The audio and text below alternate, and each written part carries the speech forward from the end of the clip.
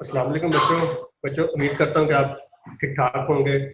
माशाल्लाह आपके रोज़े ठीक ठाक गुजर रहे होंगे। आपको पता है कि कोरोना की वजह से, पैंडेमिक की वजह से ऑनलाइन क्लासेस का आगाज़ किया गया है। ये बहुत अच्छा इनिशिएटिव है हेड ऑफिस से कि उन्होंने आपके लिए एंगेज किया ये प्रोग्राम। और my name is Usman Ahmad और भावन नगर यूनिवर्सिटी में मैं एज हेड यूनिवर्सिटी वर्क कर रहा हूँ। एमफिल मेरा लाइफ साइंसेज से है, तो ये कोर्स मुझे दिया गया है, मैंने चूज किया है। फर्स्ट ऑफ ऑल आपको इस कोर्स के बारे में थोड़ा सा मैं बता दूं। आप लोगों के पास आउटलाइन आई थिंक आप लोगों के हेड यूनिवर्सिटी ने शेयर की होंगी जो डिफरेंट कॉलेजेस के हैं। वाइल्ड लाइफ नॉर्मली आपको पता है कि पाकिस्तान में इस पे बहुत ज़्यादा वर्किंग भी हो रही है, हो चुकी है। कुछ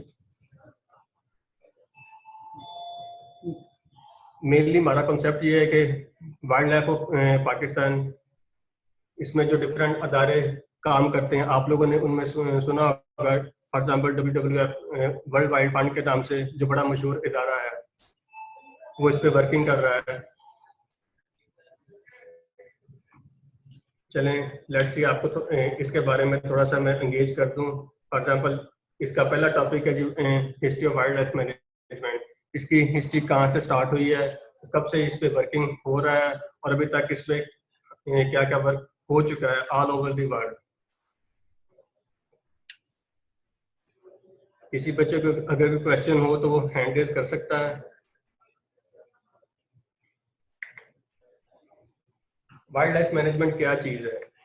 वाइल्ड लाइफ मैनेजमेंट नॉर्मली आपको पता चल जाता है कि इसमें सिर्फ दो चीजें होती हैं, क्वालिटी कंट्रोल और क्वांटिटी कंट्रोल। मैनेजमेंट का जो मेन असूल है उसमें दो चीजें प्रेफर करती हैं, किसी भी चीज की क्वालिटी होती है और किसी भी चीज की क्वांटिटी होती है। सो ये वाइल्ड लाइफ के हवाले से है, तो इसमें सिर्फ एनिमल्स की ही आएगी स्पेसिफिकेशन, सिर्फ एनिमल्स को ही फोकस किया जाएगा।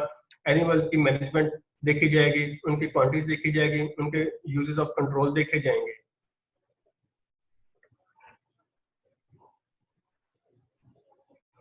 हम उनमें किस तरह बेहतर से बेहतर इंप्रूवमेंट ला सकते हैं, किस तरह उनको कंट्रोल कर सकते हैं, क्या क्या उनको जरूरियात होती है, क्या क्या उनकी डिटरमिनेंट्स होती हैं, इन सारी चीज़ों को ओवर थ्रू करना, गो थ्रू करना, इन पे इम्प्लीमेंटेशन करना, काम करना, ये सारी वाइल्ड लाइफ मैनेजमेंट में ही आता है। वाइल्ड लाइफ मैनेजमेंट इसमें सबसे मेन है कि आप लोगों ने कंट्रोल करना है इसकी हंटिंग। आप लोगों को पता है कि पाकिस्तान में इलीगल हंटिंग हो रही है, क्योंकि हमने सिर्फ पाकिस्तान को फोकस करना है इसलिए हम सिर्फ पाकिस्तान की ही बात करेंगे। इलीगल हंटिंग बहुत ज्यादा चलती है, क्योंकि हमारे जैसे भी हैं वो इस पे लॉज भी बने हैं, लेकिन वो लॉज फॉलो नहीं होते प्रॉपर। तो मेन इसका प्रोसेस है कि इसकी मेन मैनेजमेंट में आता है कि इसकी इलीगल हंटिंग को कैसे कंट्रोल किया जाए। और दूसरे इसके अदर लॉ है।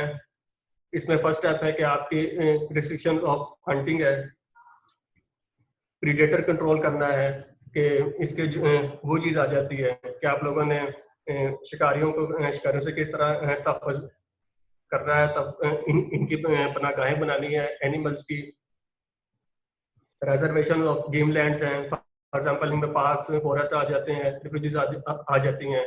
रिफ्यूजीज होता है जैसे पनाहगाहें बड़ी बड़ी वाइल्ड पनाहगाहें होती हैं, जैसे ये डेजर्ट में हो गया है, या हमारे नॉर्दर्न एरियाज हो जाते हैं, हिली एरियाज हो जाते हैं, ये सारी इसमें आ जाती हैं। ये बिग लैंड्स होती हैं जहाँ पे एनिमल आजादाना मूव कर सकते हैं, घूमते फिरते रहते हैं। आर्टिफिशियल रिप्लेसमेंट में आ जाता है कि वो कि उनको मसनूई तरीके से कैसे उनको रखा जा सके, उनको जखीरा करने के ज्यादा क्या तरीके हम कर सकते हैं अडॉप्ट। ये सारे इसमें वाइल्ड लाइफ कंट्रोल में ही आते हैं। इन्वायरमेंटल कंट्रोल आ जाता है। इन्वायरमेंटल कंट्रोल्स में उसके फूड आ जाती हैं, वाटर आ जाते हैं, डिजीज आ जाती हैं, ईच एंड एवरीथिंग के वो जो उनको अपने सराउंडिंग में जो चीजें रिक्वायर्ड होती हैं। इन्वायरमेंट का बेसिकली मकसद ये होता है कि आप लोगों के सराउंडिंग में जो चीजें वो सारी इन्वायरमेंट में ही आती है। इन्वायरमेंटल कंट्रोल्स उनके फूड वेब में आ जाती हैं, फूड चेन आ जाती है, इसके अलावा उनके जितने भी उनके डिजीजेज इंक्लूडिंग वो सब कुछ इसमें आ जाते हैं। उसमें बेशक उनके फूड सी हो जाए कि जो सी वाटर वाले होते हैं एनिमल्स या ड्राई वाले होते हैं, ईच एंड एवरीथिंग इस खित्ते पे जो भी इंसेक्ट से लेके जो बड़े बड़े एनिमल्स हैं वो सारे इसी में इंक्लूड होंगे। वाइल्ड लाइफ की जो बेसिक टर्म्स हैं वो आप लोगों से शेयर करता चलूं कि देख लें उसकी जो सबसे मेन टर्म है कि वाइल्ड लाइफ है क्या चीज है। इसमें वो all vertebrates, invertebrates species living, जैसे कि वो जहाँ रहते हैं नेचुरल हैबिटेट में, उनका दारोमदार किस चीज पे है कि वो किस तरह मुआशरे में परवरिश पाते हैं, रहते हैं। इसमें सबसे मेन है कि वाइल्ड का मतलब होता है कि वो जो आप लोगों के जिन लोगों ने आप जो आपसे टेम ना हो, यानी कि जो पालतू जानवर ना हो, आजादाना कहीं भी मूव कर सकते हो। अनडोमेस्टिकेटेड वर्टिब्रेट और इनवर्टिब्रेट स्पीशीज, ये तो आपको कॉमन डेफिनेशन आपको पता होगी कि वर्टिब्रेट और इनवर्टिब्रेट में क्या डिफरेंस होता है। वो जानवर जिनमें रीढ़ की हड्डी होती है और जिनमें रीढ़ की हड्डी नहीं होती वो इनवर्टिब्रेट होते हैं, जिनमें रीढ़ की हड्डी पाई जाती है वो वर्टिब्रेट्स होते हैं।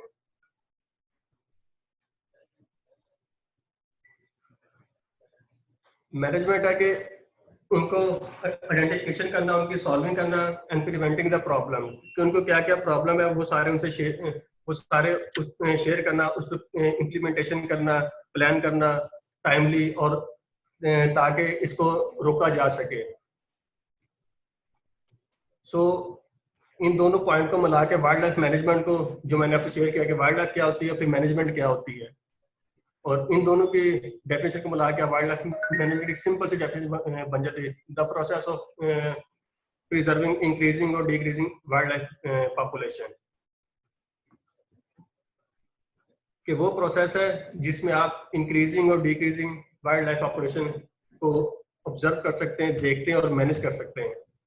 सिंपल सी डेफिनेशन के वाइल्ड लाइफ मैनेजमेंट होता है क्या। अदर टर्म्स में इसकी आ जाती हैं, स्टैटिक वैल्यू आ जाती हैं कि values that relate in natural beauty और आर्टिस्टिक एप्रिसिएशन, कि वो जो नेचर में एज अ बिहेवियर यूज होते हैं कि क्या क्या उनकी वैल्यूज हैं। इसके बाद आ जाती है biotic community. Simple biotic community यही है कि प्लांट्स और animals same living in the same environment, कि वो सेम ही इन्वायरमेंट में वो एग्जिस्ट करते हैं, वो बायोटिक कम्युनिटी होती है। इसमें आपकी ईच एंड एवरीथिंग आ जाती है, plants, animal, human, it means हर जो लिविंग ऑर्गेनिज्म है वो इसमें शामिल होता है। आगे आ जाती है डोमेस्टिक में आ जाती है सबसे बड़ी चीज है कि टेम है, कि आपको पता है डोमेस्टिक जो आप लोगों ने घरों में पाल रखे होते हैं, फॉर एग्जांपल इसमें डॉग भी आ जाते हैं, इसमें फिशरीज भी आ सकती हैं क्योंकि वो फिश फार्म के तौर पे इस्तेमाल होती हैं। कुछ लोगों ने कैट्स भी रखी होती हैं, कुछ बफलो आ जाती हैं, गॉट आ जाते हैं। ईच एंड एवरीथिंग जो हम एज अ मीट यूज करते हैं या अपनी फूड के तौर पे यूज करते हैं, जिनसे जो हम एज अ खुराक यूज करते हैं। नेक्स्ट स्टेप है जी feral, a domestic animal that has reverted to wild। For example इसमें वही चीजें आ जाती है, कैट आ गया, डॉग आ गया, हॉग आ गया। फेरल वो चीज होती है कि जो मोहलक तरीन जानवर होते हैं, फॉर एग्जाम्पल जो मर जाते हैं या मोहलक तरीन होते हैं। कैट सिंपल है, डॉग है, हॉग है। ये हॉग आप लोगों ने सुना होगा, जिसे हम पिग भी कहते हैं या खंजीर कहते हैं उर्दू में। वेरी इंपॉर्टेंट टर्म है जी ecology. Ecology is simple relationship of living things within their environment. Environment का इन्वायरमेंट में जो उनके साथ रिलेशनशिप है ऑल लिविंग थिंग के साथ, उसमें सब कुछ आ जाता है, वो इकोसिस्टम कहलाता है। इकोलॉजिकल बैलेंस आप कैसे यूज कर सकते हैं, इसको किस तरह मेंटेन कर सकते हैं। The stable of relationship of living thing with in their environment, क्या आप लोगों ने इन्वायरमेंट को कैसे बैलेंस करना है, उसके इकोसिस्टम को कैसे लेके चलना है, कैसे उसको बैलेंस करना है। हार्वेस्टिंग, टुगेदर और हंट। सिंपल ये है कि आप लोगों ने उनको मरने से बचाना है, उनकी जो स्पीसीज खत्म हो रही है उनको आपने प्रिजर्व करना है ताकि वो खत्म ना हो। जैसे आप लोगों ने देखा होगा कि आज से हजारों साल पहले डायनासोर उसकी सबसे बड़ी एग्जांपल है कि वो आजकल खत्म हो गए, कहीं भी नहीं पाए जाते।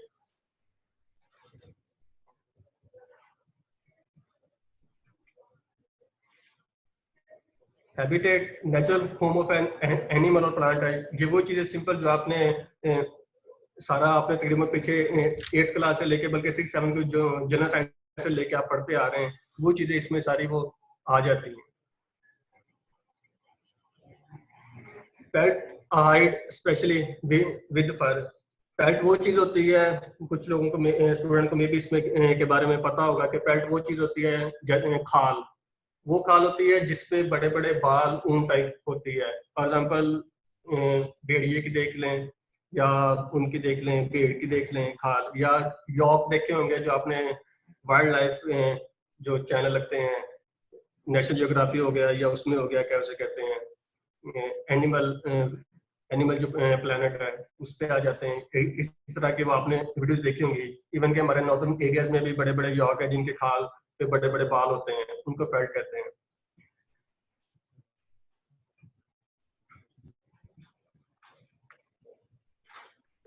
आगे जी प्रिजर्वेशन ऑफ प्रैक्टिसेस। कौन कौन सी प्रैक्टिस हम यूज कर सकते हैं उनको प्रिजर्व करने के लिए?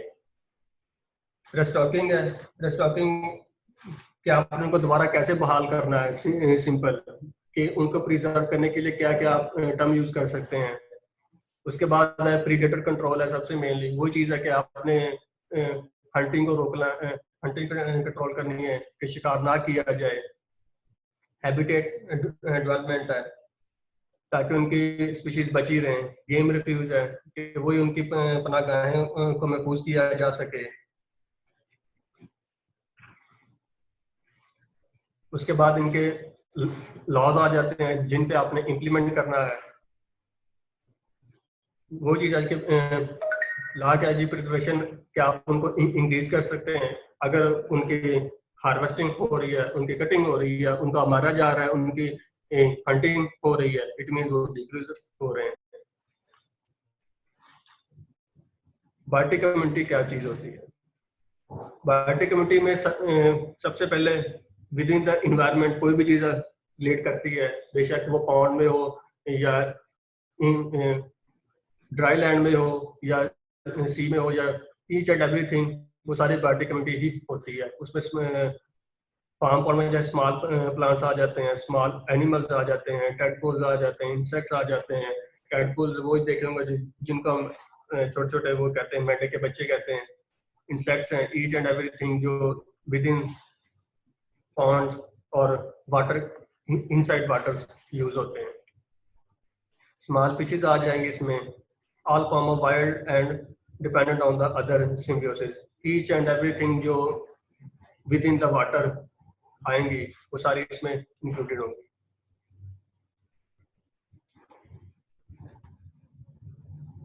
नेक्स्ट है जी इकोनॉमिक बेनिफिट्स। हमें इसे क्या क्या फायदे हासिल कर सकते हैं वाइल्ड लाइफ से, कि वाइल्ड लाइफ को प्रिजर्व करने के लिए करके हम क्या क्या कर सकते हैं।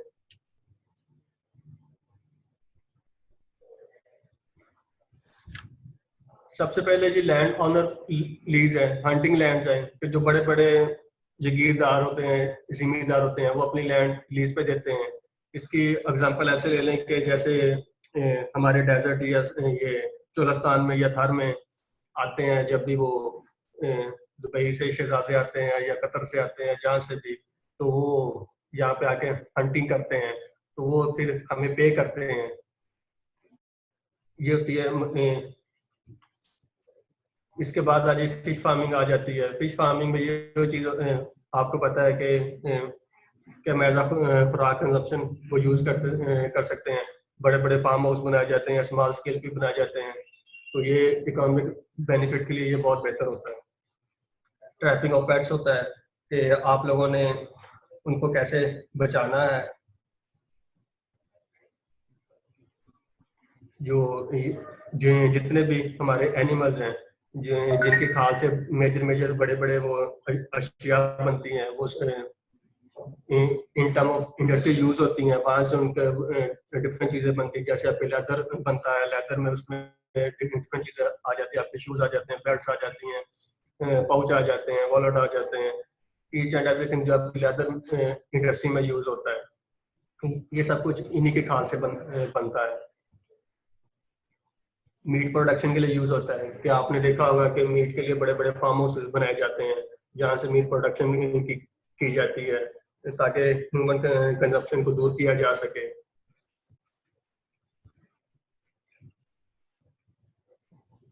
अदर इसका बेनिफिट है जी रेजिडुअल मॉनेटरी बेनिफिट्स कम्युनिटी के लिए यूज किया जा सकता है कि उनको कैसे एग्जिस्ट किया जा सके।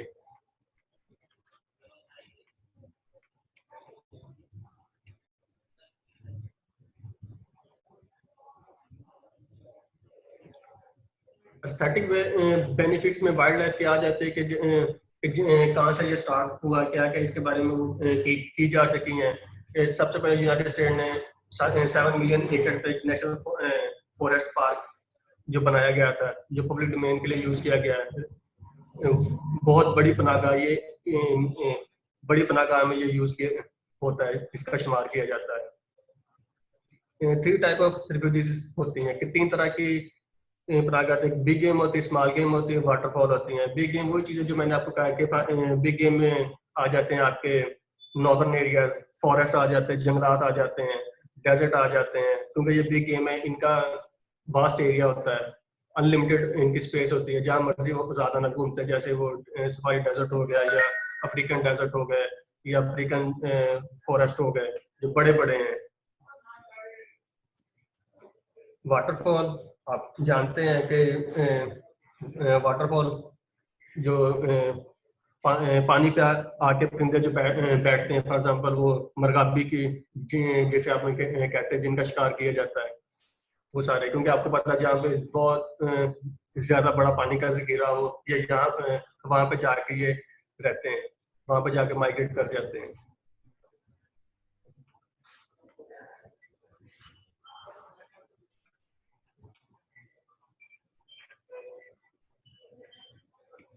वाइल्ड लाइफ की हिस्ट्री, कहाँ से वाइल्ड लाइफ पे काम स्टार्ट हुआ? सिंपल, सबसे पहले 19 सेंचुरी में 1905 में इस पे वो एक वाइल्ड लाइफ पॉपुलेशन पे इस पे फर्स्ट टाइम काम किया गया कि इसकी हंटिंग और प्रिजर्वेशन पे नोट किया कि लोगों को इससे अवेयरनेस दी जाए।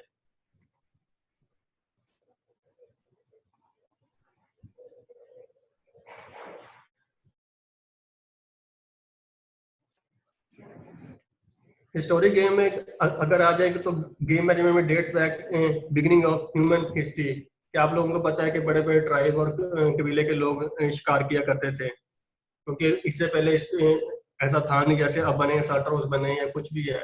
आज से हजारों साल पहले यही चीजें यूज होती थी कि वो शिकार करते थे कबीले के लोग और उनसे अपनी वो खुराक वगैरह पूरी करते थे और अपने सारे कबीले का जो दारोमदार होता था वो सिर्फ हंटिंग होता है, क्योंकि आप लोगों को पता है कि तब इतनी वो साइंटिस्ट टेक्नोलॉजी भी नहीं थी कि लोग जो जो नेचुरल चीजें थी सिर्फ उन्हीं पे इन लोगों का इन्हिसार होता था कि जो चीजें नेचुरल, फॉर एग्जांपल फल फ्रूट हो गया या कुछ भी चीज होगी ऐसी, क्योंकि तब ना ऐसा क्रॉप सिस्टम था ना ही ऐसी फार्मिंग थी जहाँ पे ये चीजें की जाती, जस्ट एक ही चीज थी, हंटिंग।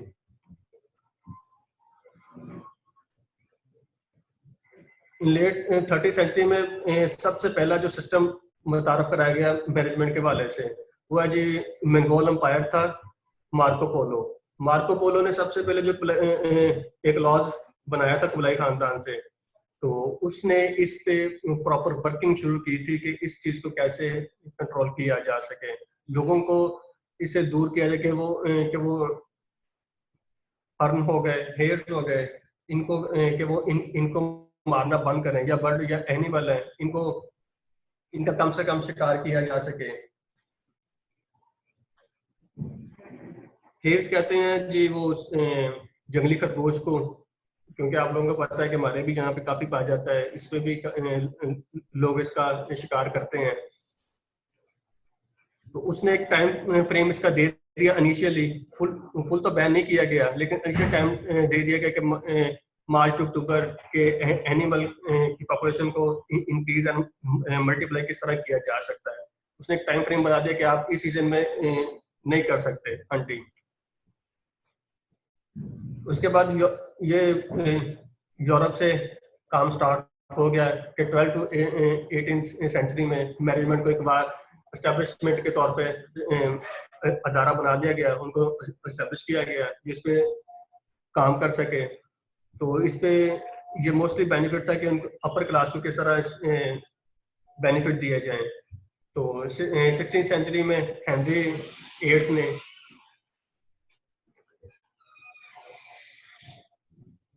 अगस्त टू मई तक इसका सेशन उसने बना दिया कि वाइल्ड लाइफ को रिजर्व और कैसे इनको पर ईयर रोका जा सकता है। उसने सिर्फ इसका with in month time period बना दिया गया कि इसको किस तरह किया जा सकता है। उसकी थोड़ी सी हिस्ट्री आपको बताता चलूं कि मार्को पोलो बेसिकली आप लोगों को पता है कि इटली से था, जो हमारे साउथ एशिया में भी उसने विजिट किया हुआ है, सिल्क रूट पे वो सारा, क्योंकि वो मंगोल एम्पायर था जब उसने अपने वो सारा आजाद करते हुए वो यहाँ तक पहुंचा था। हेनरी था बेसिकली यूके किंग था, यूनाइटेड किंगडम का। और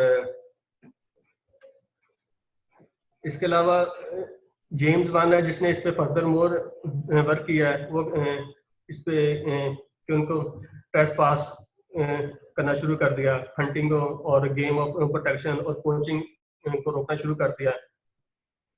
जेम्स का ताल्लुक भी स्कॉटलैंड से था, क्योंकि तब ये इंग्लैंड स्कॉटलैंड एक ही जगह पे थे।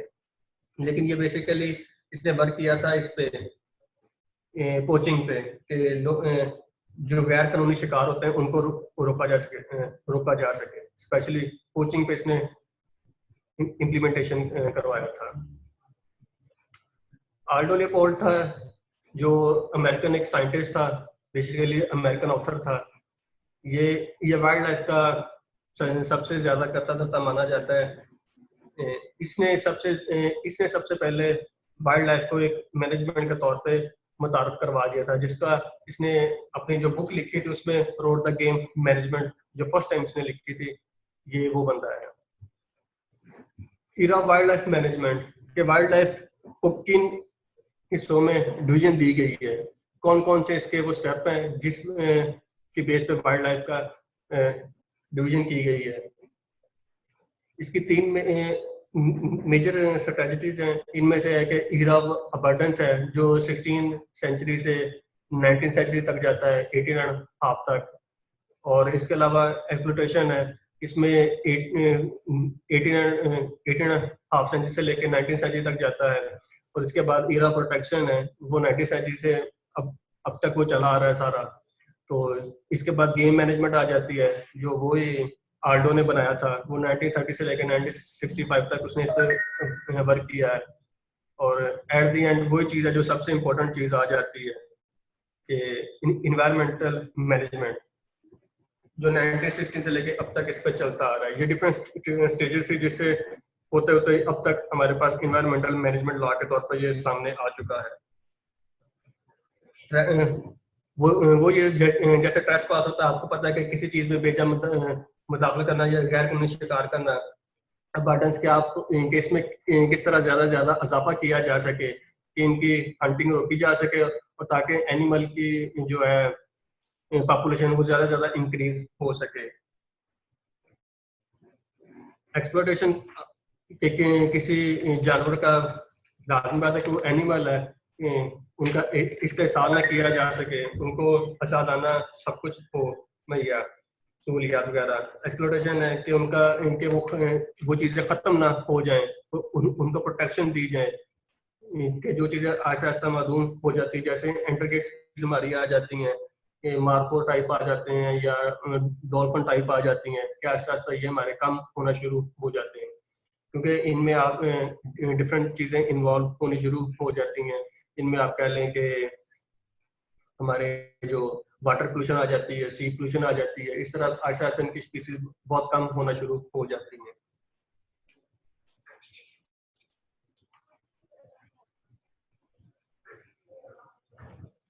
era ऑफ अबंडेंस पे हम फोकस करेंगे। तो अर्ली अमेरिकन ने इस पे वर्क किया था कि मैनेजमेंट को किस तरह कंट्रोल के मैनेजमेंट ने किस तरह प्रेडेटर पे कंट्रोल किया है। और इसके बाद इस पे वर्क किया था कि जी मैच बे कॉलोनी, वही अमेरिकन साइंटिस्ट था। इसकी हिस्ट्री है कि कहाँ से चलता आ रहा है कि वुल्फ को मारा जा चुका था, कि उनको वो एक पैनी देते थे या एक जो तब वो चलता था कि वो देते थे मारने के लिए वुल्फ को या डिफरेंट वाइल्ड लाइफ जो है एनिमल्स उनको।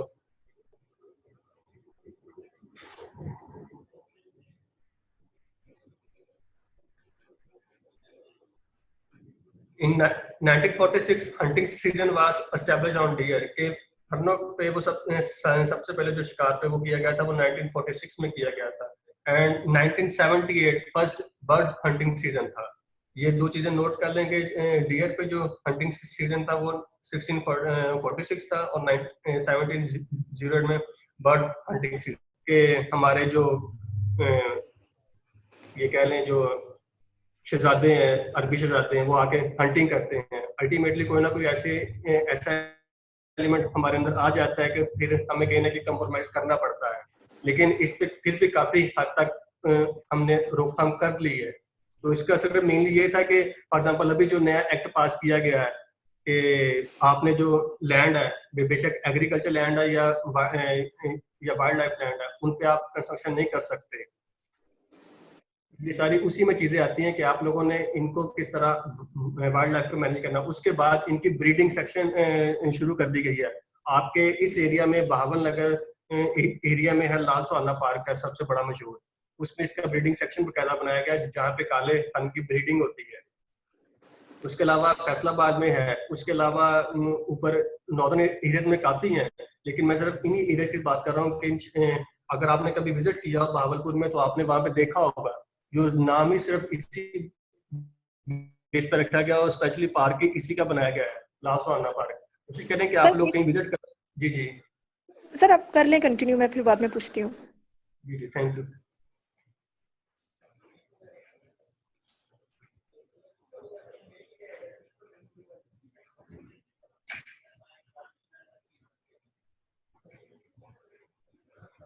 जी, एरा एक्सप्लोइटेशन में आता है कि 1852 में फर्स्ट स्टेट गेम लॉ जो बनाया गया था, उस पे सैलरीड गेम थे, उसमें वार्डन थे। इन मैंने वो इलाका है कि वो स्टेट है उसकी यूएस की, जहाँ से ये काम शुरू होता था।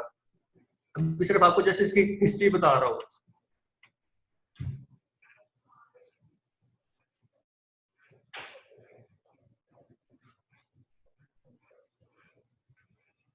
जी, 12 years later in New York implemented the first state hunting licensing equipment। उसने 12 साल बाद उनको लाइसेंस जारी इशू करना शुरू कर दिए हंटिंग के तौर पे कि सिर्फ वही हंटिंग कर सकता है जिसके पास लाइसेंस वाले इक्विपमेंट होंगे और कोई नहीं कर सकता। It means Aahista Aahista Aahista Aahista changing आनी शुरू होगी क्योंकि एकदम से वो सारा कंट्रोल नहीं कर सकते थे। उसके बाद 1872 में येलो स्टोन जो है became nation first national park. Yellow stone एक जगह का नेम है जो पाई जाती है उधर अमेरिका का, यूनाइटेड स्टेट का बहुत बड़ा पार्क है, जो फर्स्ट टाइम उसको नेशनल पार्क के तौर पे इंट्रोड्यूस करवा दिया गया था। Iowa became the first established limits on game birds. वो चीज आ गई कि लोवा भी एक स्टेट है यूनाइटेड स्टेट की जहाँ से बर्ड्स की हंटिंग को उसको लिमिटेशन में लेके ताकि कम से कम इनकी वो हंटिंग हो सके। उसके बाद 1880 में all state had game law, क्योंकि ये पहले 3-4 स्टेट से काम शुरू हुआ, उसके बाद पूरे स्टेट्स में ये फैल गया, पूरे अमेरिका ने गेम लॉ इसको तश्कील दे दिया गया।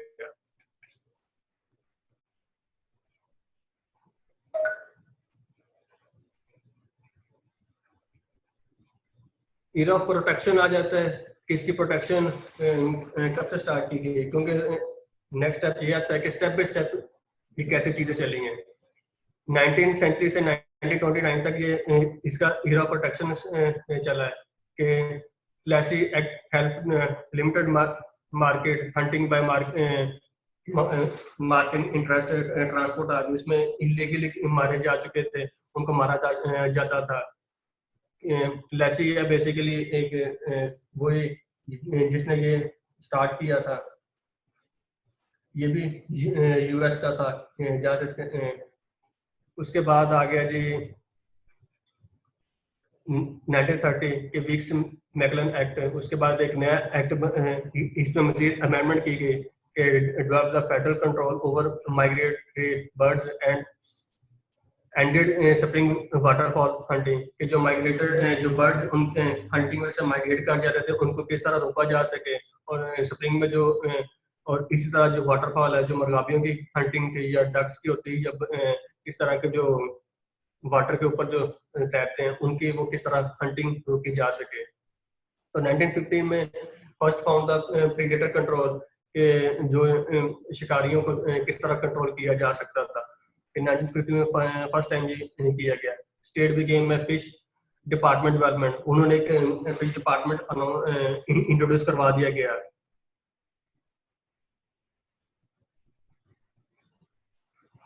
टेडी रोजवेल्ट ये भी एक वो बंदा था जो अमेरिकन पॉलिटिशियन था, जिसने फिर इस पे मजीद, क्योंकि वो पॉलिटिशियन था, उसमें फिर आगे इस पे फोकस किया। उसने major contributor wildlife management involve करना शुरू कर दिया। उसके बाद फॉर एग्जाम्पल जैसे लिखा है कि believe that wise use resources would continue the existence of wild life, कि वाइल्ड लाइफ को इनकी एक्सिस्टेंस किस तरह रोकी जा सके, कि उनको किस तरह एक्सिस्ट किया जा सके। पर्सनल फिलोसफी ऑफ कंजर्वेशन में कि आउटडोर रिसोर्सेज को किस तरह इम्पोर्टेंस दी जाए, कंजर्वेशन को एज अ पब्लिक रिस्पॉन्सिबिलिटी में दिया जा सके। और इसी तरह प्राइवेट सोर्सेज ओनरशिप है और रिसोर्सेज और मैनेजमेंट उनको किस तरह वो यूज किया जा सके। उसमें इन्होंने लिखा है कि जैसे पेलिकन आइलैंड है, ये भी ऑस्ट्रेलिया में और अमेरिका दोनों में ये वो नेम पाया जाता है, कि वहाँ पे उन्होंने एक बीच सा बनाया है। वहाँ पे बर्ड को रिजर्वेशन करने का जो फर्स्ट इम्प्लीमेंटेशन थी वहाँ से इन्होंने की थी। इस तरह 148 मिलियन एकड़ लैंड पे ये बहुत बड़ा एरिया बनता है। एक नेशनल फॉरेस्ट और नेशनल पार्क इंट्रोड्यूस करवाए सिर्फ इन्हीं वजह से कि इनकी प्रिजर्वेशन हो, इनकी स्ट्रेंथ इंक्रीज करती जाए। Year of game management, increase in public funding and effective conservation administration, के इसको किस तरह उन्होंने पब्लिक फंडिंग के तौर पे यूज किया गया एडमिनिस्ट्रेशन के थ्रू। उसमें एक जैसे आपके सामने नजर आ रहा है कि एक डक स्टैंप एक्ट वो बनाया, कि वो जैसे वो एक टिकट होता है उसकी शेप में इसको वो किया कि उसको प्रोसीड करेंगे। वाटर लैंड ब्रीडिंग और migration, stop over and wintering of waterfall, कि वो इसकी कम से कम इस पे काबू पाया जा सके। ईरा ऑफ गेम ओवर में 1937 में excise tax and provide funds बनाए गए, स्टेट को मैनेज किया गया ताकि वो एनिमल्स और उनके हैबिटेट पे यूज किया जा सके। इस तरह ताकि ऐसा ऐसा उनको फंड्स को किस तरह यूज करना है और इन पे किस तरह इनको इम्प्लीमेंट करके इनकी बेहतर जहाँ पे इनके यूजेस है वहां पे किया जा सके। इनमें बहुत इंपॉर्टेंट है कि नोटेबल स्पीशीज हैं जो पाई जाती हैं हमारे इधर पाकिस्तान में काफी हैं, तो जो कॉमन स्पीशीज होती हैं उनको किस तरह कम बैक किया जा सके। तो इम्प्लीमेंटेशन इनकी करवाई गई। उसके बाद इनको जैसे लिखा है कि including for example white tail deer है जो वाइट कलर के हर्न है, और वाइल्ड टर्की है, एंड वुड डक्स है, वही जो बतख है वाइल्ड टर्की जैसे वो देखे होंगे आपने, जिसे हम वो कहते हैं मुर्ग की शेप पे होते हैं, वो जंगली मुर्ग जिन्हें कहते हैं।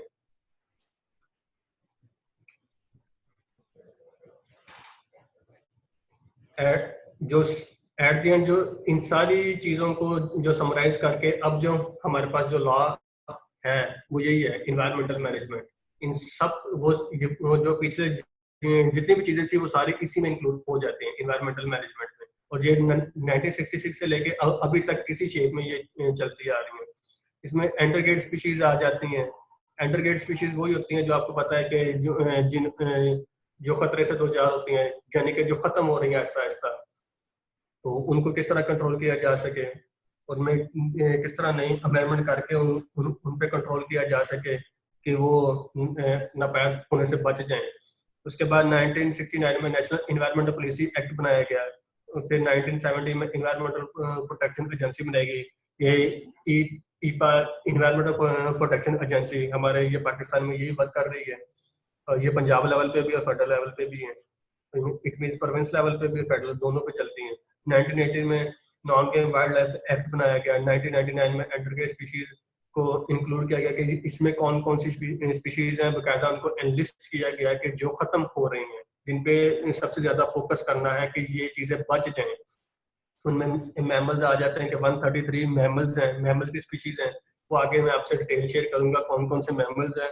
124 बर्ड्स, उनके नेम क्या है, और 25 फिशीज हैं, उनमें से जो कुछ कॉमन है आपसे वो मैं सारी शेयर कर दूंगा।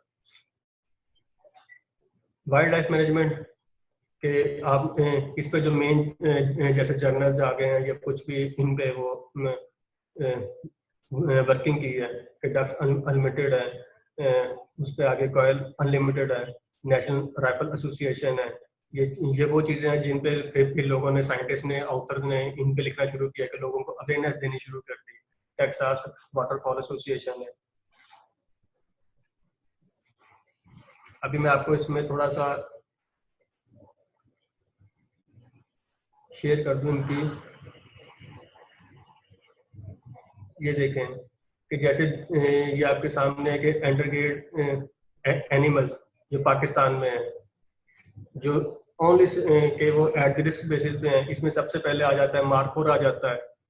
मार्कोर आपको पता है कि हमारा वैसे भी कौमी जानवर है, तो इस पे, और ये इंतहाई इसकी स्ट्रेंथ ऐसा कम होते जा रही है। उसकी मेन वजह ये है कि हंटिंग है, लेकिन फिर भी कि 2015 के बाद इसकी पॉपुलेशन में ये 20% इंक्रीज हो गई है। ये हमारे लिए बहुत अच्छी न्यूज़ है कि इंशाल्लाह ऐसा ऐसा इस पे हो रहा है। जैसे ये माउंटेन वेसल है, जिसको आप लोग लोकल ज़बान में कहते हैं, न्योला कहते हैं। ये भी आपको पता है ऐसा ऐसा कम होते जा रहा है, क्योंकि पॉपुलेशन बढ़ती जा रही है। ये आज़ाद जहाँ पे खुला एरिया होता है वहाँ पे रहना पसंद करता है, या जहाँ पे क्रॉप होती हैं, फसलें होते हैं, खेतों में होती हैं, फील्ड में रहना पसंद करता है। लेकिन आहिस्ता आहिस्ता आबादी की वजह से ये खत्म होते जा रहे हैं। इसके बाद आ जाता है जी एशियन ब्लैक बियर आ जाता है। ये आपको पता है, ये कॉमन है। मेन चीज इसमें यही आ जाती है कि इन लोगों ये हम लोग इनको एज अ जू में यूज कर लेते हैं, यहाँ से पकड़ के जू में ले जाते हैं। और बलूचिस्तान फॉरेस्ट डॉर्मोन्स आ गई कि वो जो छोटे छोटे, ये बेसिकली माइस की हैबिटेट है। ये वो चीजें हैं जो बिल्कुल हमारे पास रिस्क स्टेज पे हैं। इसके बाद ब्लैक फिलनेस, ये फिश की फॉर्म है, वो भी इसी में सफरिंग कर रही है कि ह्यूमन पॉपुलेशन की वजह से। यूरोपियन ओटर आ गया है, ये चीज है, क्योंकि ये मोस्टली होता है या सी के करीब पाया जाता है, या पाया जाता है नॉर्थन एरियाज में जहाँ पे हिली एरियाज हैं, बर्फ के इलाकों में वोल आ जाता है। उसके बाद इंडस रिवर डॉल्फिन, ये तो इंतहाई कॉमन है कि हमारे जो दरियासिंध में डॉल्फिन पाई जाती है, आपको पता है कि वो इनकी स्पीशीज भी बहुत कम रह गई हैं। उसके आगे जो ब्रांडेड टिगर रॉय है कि ये एक फिश की फॉर्म है, ये भी इंतहाई कम हो गई है। बेगेटोना आ गई कि ये भी फिश की फॉर्म है। आप लोगों को ये चीजें बहुत अब रेयर नजर आएंगी। मार्को पोलो शीट है कि उसमें शीप या गॉड की कॉमन फॉर्म है, जैसे वो सिर्फ ये भी जैसे वो हमारा मार्कोर है, ये भी ठंडे इलाके में पाया जाता है। पहाड़ी, इनको पहाड़ी बकरे कहा जाता है क्योंकि इनके बड़े बड़े सिंग हैं। इसके बाद ये सिर्फ इन मार्को और ये मार्को पोलो का सिर्फ ये है कि हमने इनको एज अ लेदर के तौर पर यूज कर करके इनकी हंटिंग की है। स्नो लिपर्ड आ गया है। स्नो लिपर्ड भी आपको पता है कॉमन है हमारे पाकिस्तान में भी, लेकिन बहुत रेयर है, बहुत कम रह गए हैं। अभी लास्ट डे आपने न्यूज में सुना होगा कि जैसे इस्लामाबाद की ये कोरोना की वजह से लोग घरों में मैसूरों पे रह गए हैं, लेकिन वो मार्गला हिल से आप लोगों ने ट्रैक पे देखा है कि टाइगर निकल आया था। इट मीन्स जब जहाँ पे ह्यूमन सर्वाइव करना शुरू कर जाते हैं, वहां से आपको पता है फिर एनिमल्स भी मूव आउट होना शुरू हो जाते हैं, वो वहां से मार्केट करना शुरू हो जाते हैं। सिर्फ ये 1 मंथ की बात है कि लोग घर में बैठे हैं और हमारे मार्गला हिल्स में जो मार्गला नेशनल पार्क है वहां से टाइगर वगैरह निकल आए हैं। इट मीन्स ये चीजें हमारे अपने ऊपर डिपेंड करती है कि हम लोगों ने इसको किस तरह कंट्रोल करना है। साइबेरियन क्रेन्स आ गई, साइबेरिया के जो परिंदे हैं जब वो आते हैं वो वहां से माइग्रेट करके यहाँ पे आते हैं, लेकिन हम यहाँ पे उनका शिकार करना शुरू कर देते हैं, उनकी हंटिंग स्टार्ट कर देते हैं। सबसे बड़ा फैक्टर ही हंटिंग है। सिर्फ एक हंटिंग कंट्रोल हो जाए तो हमारे ये वाइल्ड लाइफ की जो स्ट्रेंथ है वो इंक्रीज करना शुरू हो जाएगी। ग्रीन सी टर्टल है कि आपको पता है कि पहले आपको नॉर्मली आपको अगर आप गांव में देखेंगे या किसी भी जगह पे जहाँ पे पॉन्ड्स हैं या जो गांव का एरिया होता है जैसे गंदा तालाब या छप्पर टाइप कहते हैं, वहां पे आपको ये मिल जाते थे, लेकिन आज ये भी अब खत्म हो चुके हैं। और इसके बाद लॉन्ग वल्चर्स है सबसे जो कॉमन है कि आप लोगों ने इसको सुना होगा, जिसे कहते हैं गिद्ध, के अब नहीं नजर आते कहीं भी।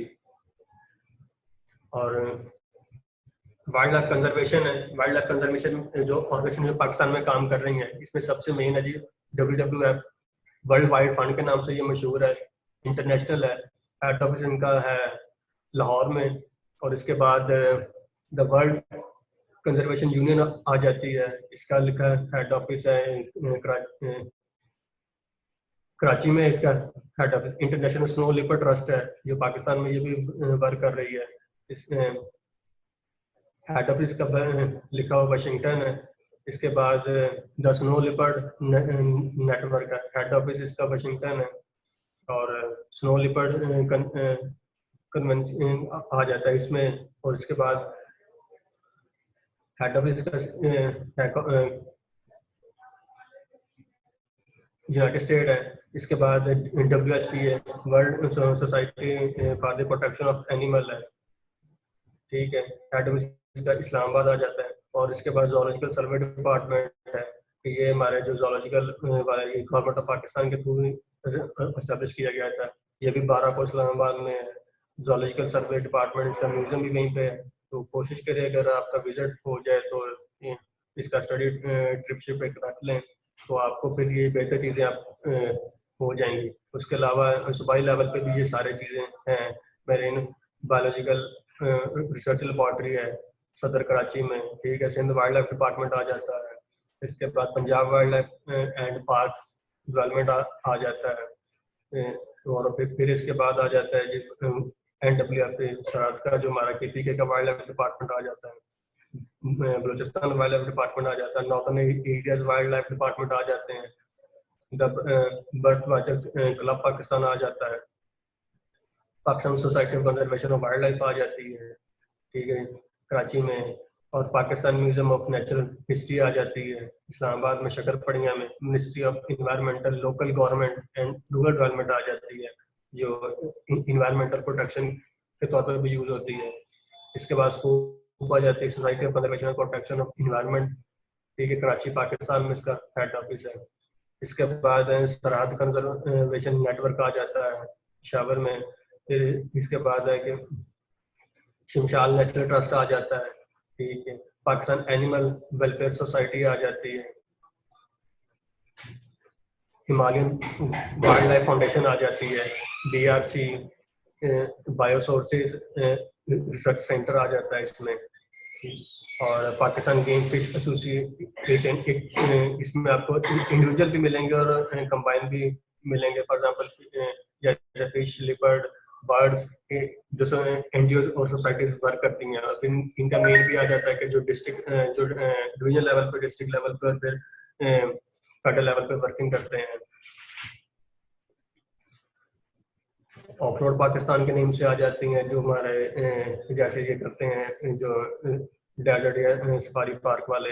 इसके अलावा मार्गला हिल्स सोसाइटी आ जाती है, जिसका मैंने अभी आप नेम लिया था इस्लामाबाद में। फुबारा बस स्टैंड, जहाँ पे फुबारा बस स्टैंड, ये बहुत कॉमन चीज़ हमारे पाई जाती है। ठीक है, फुबारा फाउंडेशन के नेम से है। ये वो एनजीओ सोसाइटीज हैं जो हमारे नॉर्मली पाकिस्तान में यूज होती हैं। इसमें फर्दर आपसे मैं थोड़ा सा मजीद शेयर करता चलूँ।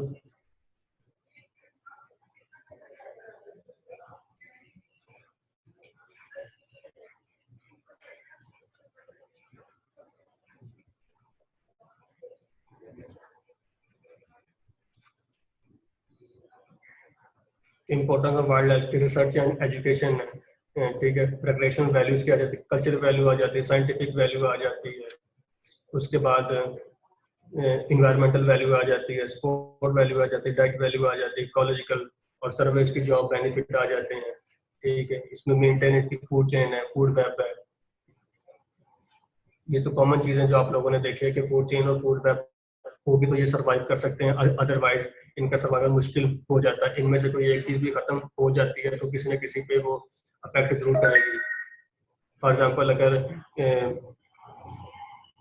सिंपल प्लांटेशन से ही ले लें, प्लांटेशन अगर ऐसा ऐसा कम होते जाएंगे तो हमारे जो एनिमल्स हैं वो ऐसा ऐसा खत्म होते जाएंगे। अगर उनमें से कॉमन कोई एक निकल जाता है तो उसे जो अपर लेवल वाला है वो अफेक्ट करेगा। इस तरह चेन इनकी डैमेज भी हो सकती है। वाइल्ड लाइफ डिप्लेशन के जो काजेज हैं सब वही चीज़ें मेन जो आपको बताया कि पोचिंग इनकी जो होती है वो छोड़ अगर खत्म तो नहीं हो सकती, लेकिन ये कि हम उसको ये कर सकते हैं कम से कम जितना भी हो सके कि मिनिमाइज करवा दें। डिफोरेस्टेशन आ जाती है। डिफोरेस्टेशन आपको बताइए सिर्फ एनिमल्स के नहीं, हमारे लिए भी नुकसानदेह, हमारे लिए भी ये बहुत ज़्यादा अफेक्ट करता है। अभी देख लें कि जैसे कॉमन के कुछ इलाकों में जैसे डिफोरेस्टेशन हो रही है, वहाँ से एनिमल्स मूव आउट होना शुरू हो जाते हैं, क्योंकि कुछ का होता है जो सिर्फ ऐसे हैं जो सिर्फ सर्वाइव ही फॉरेस्ट में कर सकते हैं, कुछ होते जो डेजर्ट में कर सकते हैं। क्योंकि जो फॉरेस्ट वाले वो डेजर्ट में सर्वाइवल नहीं कर सकते। अगर हम फॉरेस्ट ही खत्म कर देंगे तो फिर उनका सर्वाइवल मुश्किल हो जाएगा। तो डिफोरेस्टेशन खत्म होनी करनी पड़ेगी। हैबिटेट को डिस्ट्रक्शन किया जाएगा कि ये आपके सामने नजर आ रहा है। बीइंग एन इन्वायरमेंटलिस्ट हमें इस चीज पर फोकस करना चाहिए। ग्लोबल वार्मिंग आ रही है, जैसे आपको पता है कि ग्लोबल वार्मिंग की वजह से हमारे ग्लेशियर पिघल रहे हैं। ग्लेशियर पिघलने की वजह से जो ऐसे जो वाइट बियर हैं या जो स्नो बियर हैं या जो स्नो यॉर्क्स हैं, ऐसे जो सिर्फ ठंडे इलाकों में पैते हैं, फिर लाजिम बात है कि वो अफेक्ट होंगे, उनके असरअंदाज पड़ेगा, उनकी स्पीशीज कम होना शुरू हो जाएंगी। ओवर एक्सप्लोटेशन आ जाएगी। आपको नॉर्मली आप लोगों ने देखा होगा, ये हम अगर फिशिंग करते हैं तो इस तरह करते हैं कि जैसे बस ये फर्स्ट टाइम ही करने, इसके बाद कोई चांस नहीं मिलना। एटलीस्ट उतनी करें कि बल्कि फिशिंग जो नेचुरल है उनको हम कोशिश करें कम से कम करें, ताकि वो इंक्रीज उनकी पॉपुलेशन होती जाए। क्योंकि इसी वजह से फिर फिश फार्मिंग बनाया गया। अगर फिश फार्मिंग ना बनाई जाती तो ये आज जो हमें फिर भी कुछ थोड़ा बहुत नजर आ रहा है, जो नेचुरल इनकी स्पीशीज हैं ये रेयर हो जाती, कॉमन। और इसके बाद जैसे लिखा कि animal kill for need, human kill for greed. लाजिम बात है कि जानवर सिर्फ जरूरत के लिए शिकार करता है, मारता है, और इंसान जो है वो सिर्फ लालच के तौर पे ही करता है। वाटर पोल्यूशन आ जाती है कि वाटर पोल्यूशन ये वो चीज़ें हैं जो हंटिंग के बाद फिर भी ह्यूमन पे ही कंट्रोल है कि हमने इसको कैसे कंट्रोल करना है कि वाटर पोल्यूशन जितना कम से कम होगा उतने हमारे वाइल्ड लाइफ जो है, बेशक बर्ड्स हैं या दूसरे जानवर आ जाते हैं, वो सर्वाइव कर सकते हैं। इसमें फिशेज हैं जो हमारे केमिकल यूज होते हैं, इंडस्ट्री यूज होती हैं, ये सारी चीजें हमारे माहौल को खराब कर रही, आलूदा कर रही हैं। और वाटर पोल्यूशन के बायस की वजह से फिशेज खत्म होती जा रही हैं। उसके बाद आ गया जी आपका इंडस्ट्रियल चीज़ें आ जाती हैं, या फैक्ट्री सिस्टम आ जाता है कि आप लोगों ने इसको कि वो चीज़ें यूज़ करें कि जहाँ पे इसका इफेक्ट कम से कम हो। जैसे अभी नया एक्ट दे दिया ईंटों का भट्टा के तौर पे, क्या अब स्प्रिंगल जो भट्टे हैं वो यूज़ होंगे ताकि कम से कम पोल्यूशन हो। इसी तरह सिस्टमेटिक तरीके से हमें चलना पड़ेगा कि कम से कम पोल्यूशन हो। जैसे अभी आपने देखा होगा कि अभी सिर्फ कोरोना की वजह से 1 से 1.5 मंथ की वजह से, चले मैक्सिमम 2 मंथ लगा लें, कि पूरी दुनिया में इंडस्ट्री सिस्टम कम हो गया, बंद होना शुरू हो गया है। तो हमारी जो ओजोन लेयर है वो दोबारा फिलअप होना शुरू हो गई और ऑलमोस्ट हो गई है। और उसमें आपको नजर आ गया कि हमारे लिए मौसम का जो चेंजिंग है, कि अभी देख लें अप्रैल है, अप्रैल में लास्ट ईयर भी देख लें या उससे 2-3 प्रीवियस ईयर चले जाएं, आप लोगों को नजर आता जाएगा कि गर्मी ज्यादा हो जाती है। लेकिन इस दफा देख लें अप्रैल में मौसम बिल्कुल ठीक है। तो ये वो चीजें हैं जो हमारे ग्लोबल वार्मिंग पे अफेक्ट करती नजर आ रही है।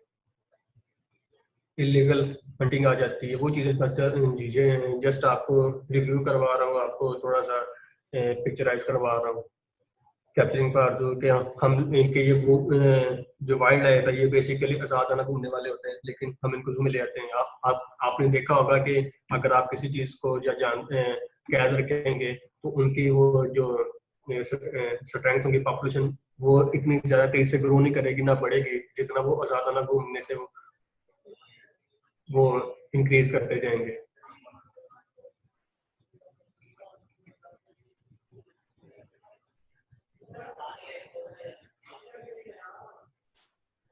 Conservation of forest and wild life resources.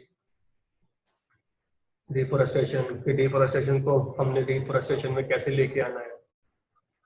Simple है कि प्लांट को ग्रो करें। सबसे मेन है कि प्लांट ग्रो करेंगे से एक प्लांट ग्रो करने से ही आपकी वो पूरे का पूरी की चेन पे इफेक्ट आना शुरू हो जाएगा। प्लांट ग्रो करेंगे तो जो पूरी की पूरी फूड चेन और फूड वेब वो आपकी डेवलप होती चली जाएगी। मेरे से कर लें, होपफुली इंशाल्लाह आपका ये इंतहाई शॉर्ट और आपका कोर्स है और इंतहाई इंटरेस्टिंग भी है, क्योंकि ये वाइल्ड लाइफ वो कोर्सेज है कि जो इन सब में आ जाता है।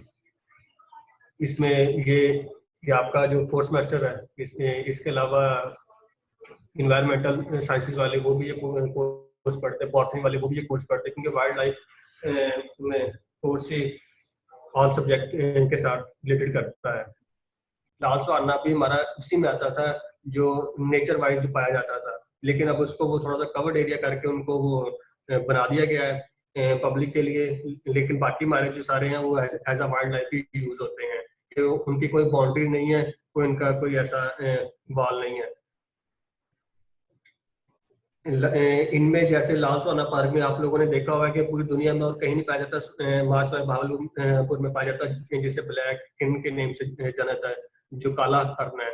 उसकी ब्रीडिंग सिर्फ भावलपुर में ही की जाती है। यहीं से उसका वो आपने अगर विजिट किया हो कि जहाँ पे अंदरूनी साइड पे जहाँ पे आवाम आती है, एंटर होती है, उससे आगे है थोड़ा सा डिस्टेंस है, बिल्कुल एंड पे, जहाँ पे ये ब्रीडिंग सेक्शन उनका बनाया गया है एनिमल्स का, जहाँ से इनकी ब्रीडिंग स्टार्ट होती है ताकि इनके नंबर ऑफ पॉपुलेशन को बढ़ाया जा सकता है। फिर आ जाते हैं इसमें वाटरलैंड्स हैं कि वाटरलैंड ऑफ पाकिस्तान कौन कौन से हैं। आपको पता है कि हमारी डिवीजन पाकिस्तान की 2 हिस्सों में की गई है, एक तो है सेमी और एरिड और एक है एरिड जोन। एरिड जोन वो होता है, आप लोगों को पता है कि एरिड जोन में मोस्टली वो चीजें होती हैं जैसे हमारे इरिगेटेड इलाके हैं जहाँ पे मेजॉरिटी पानी का कोई सिस्टम नहीं होता। वहाँ पे सिर्फ बारिशों का इंतजार होता है।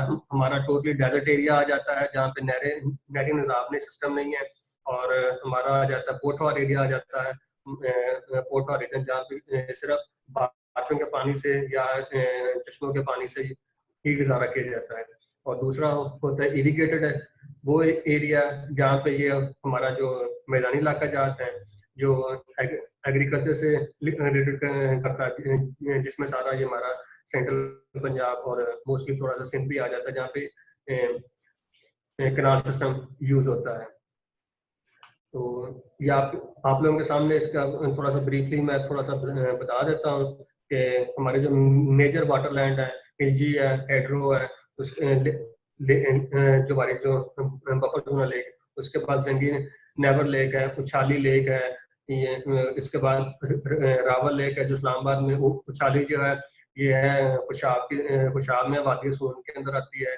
इस तरह सिंध एंड मकरान कोस्ट है जो कोस्टल हाईवे के साथ है, सिंध में पाई जाती है। इसके बाद इंडस और डेल्टा रिवर सिस्टम है जो हमारे दरियाओं का सिस्टम आ जाता है। ये हमारी मेजर वाटरलैंड है और इनके अंदर जो भी स्पीसीज पाई जाती हैं, फॉर एग्जाम्पल वो डॉल्फिन है, इंडस डॉल्फिन है, फिशिंग कैट है, हॉग है, कुछ भी है, या बियर पाए जाते हैं, या डियर पाए जाते हैं, या इसमें वाइल्ड बोर पाया जाता है। ईच एंड एवरीथिंग जो हमारी वाइल्ड लाइफ से रिलेटेड जितने भी है ना, तो वो सारे वाटरलैंड वो पाकिस्तान में आते हैं। इसमें जितने भी हमारी स्टेपल फूड है, लाइफ स्टॉक है, और जो ग्रेजिंग फॉडर के तौर पर इस्तेमाल करते हैं। इसी तरह इनको हम इकोनॉमिक तरीके से देखें तो ट्रांसपोर्ट सिस्टम चलता है, क्योंकि एक शहरों से दूसरे शहरों तक इनकी जो ट्रांसपोर्टेशन होती है लोकल कम्युनिटीज की तरह है।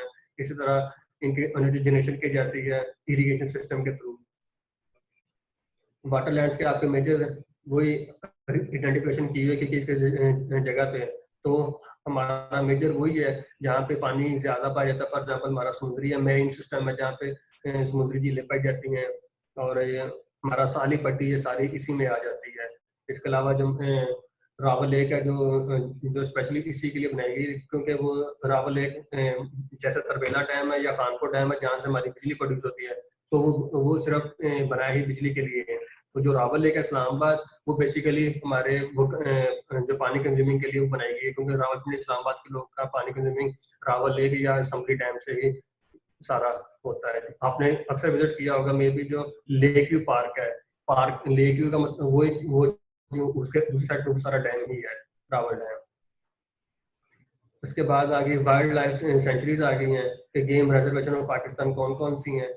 उसमें हमारे जितने भी हैं कि वाइल्ड एनिमल्स हैं, और उनके जो रिजर्वेशन उनको डिटरमिन किया कि जो हमारी परमिशन गवर्नमेंट है उनकी बेस पे, कि उसमें मेनली माले आ जाते हैं, किल्ली का जिसे मंटाका भी कहते हैं।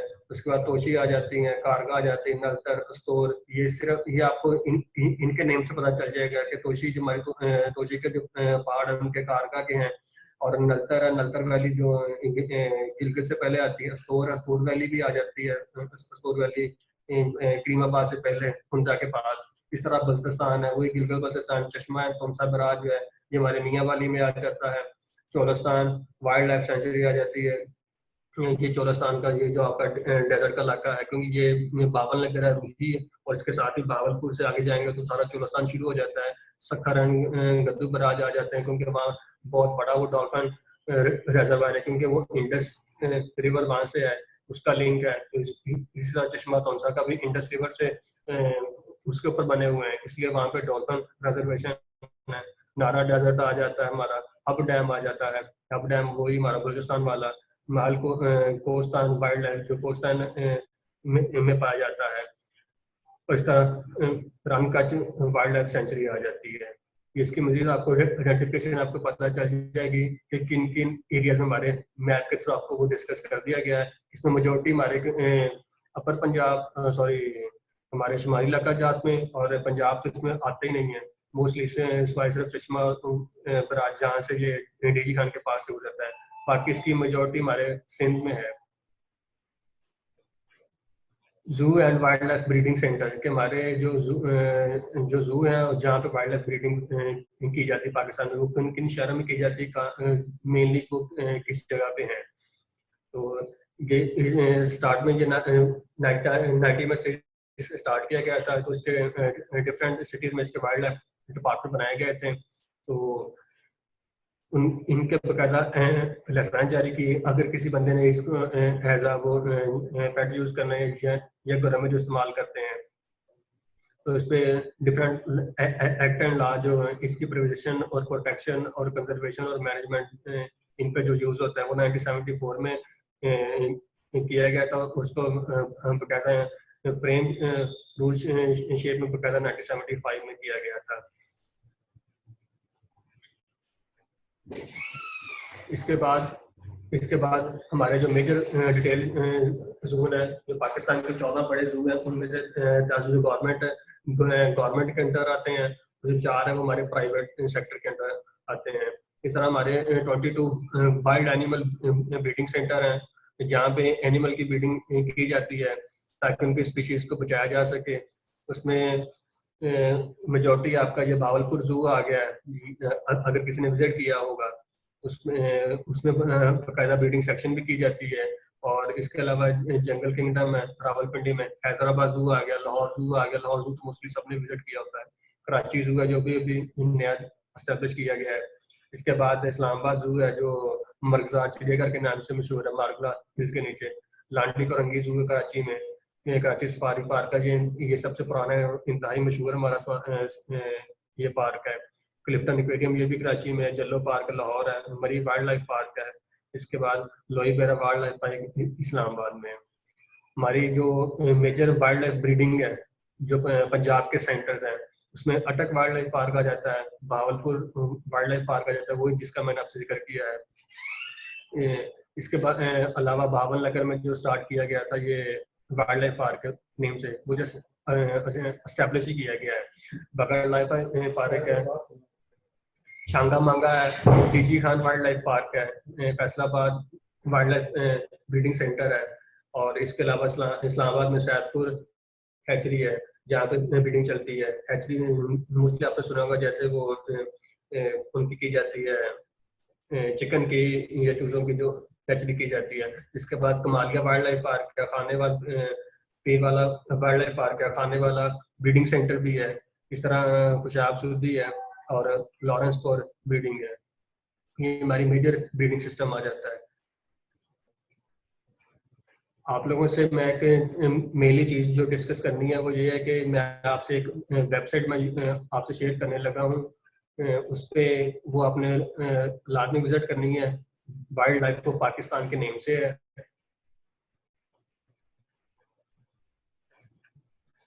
ये wildlifeofpakistan.com के नेम से ये वेबसाइट है।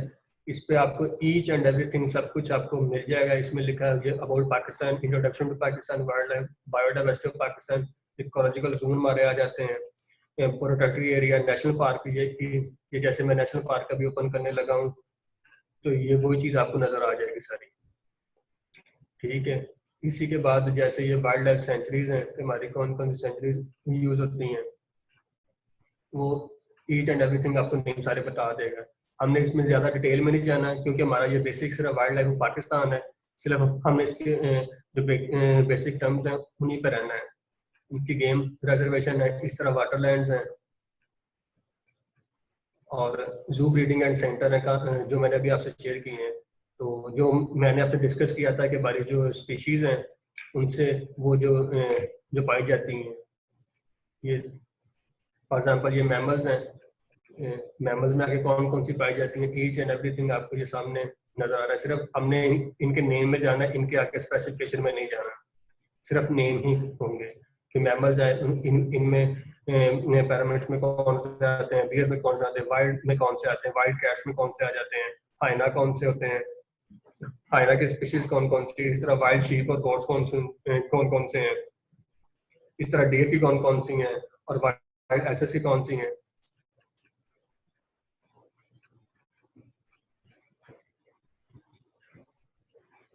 व्हेल्स एंड डॉल्फिन की कौन कौन सी स्पीशीज हैं जो हमारे जो टोटल मैमल्स को पाई जाती है। इसी तरह बर्ड्स की आ जाती हैं कि काइट्स एंड ईगल्स कौन कौन से हैं, हॉक्स आ गए, फॉल्कन्स आ गए, क्रेन्स आ गई, कुछ भी ईच एंड एवरीथिंग जो पाकिस्तान में स्पीशीज पाई जाती हैं वो आपको सारे नेम यहाँ से मिल जाएंगे। मेरे पास नोट्स इसके बने पड़े हैं, वो मैं आप लोगों से मैं शेयर कर दूंगा। तो मैं आपके वो हेड यूनिवर्सिटी से आपके जो हैं बेशक वो हेरिटेज वाले स्टूडेंट हैं या स्पीरियर वाले स्टूडेंट हैं, तो उनसे उनके मैं हेड यूनिवर्सिटी में शेयर कर दूंगा। तो वो आप लोग उनसे फिर वो ले लीजिएगा। इसमें सारी वो ऑर्गेनाइजेशन जो प्रोजेक्ट हैं जो यूज करते हैं, ये मेनली वो है अगर किसी को कोई इसके अलावा कोई हेल्पफुल चाहिए कि तो यहाँ से वो ले सकता है। लेकिन हमने सिर्फ अपनी आउटलाइन में ही रहना है कि हमारी जो आउटलाइन है उन्हीं के अंदर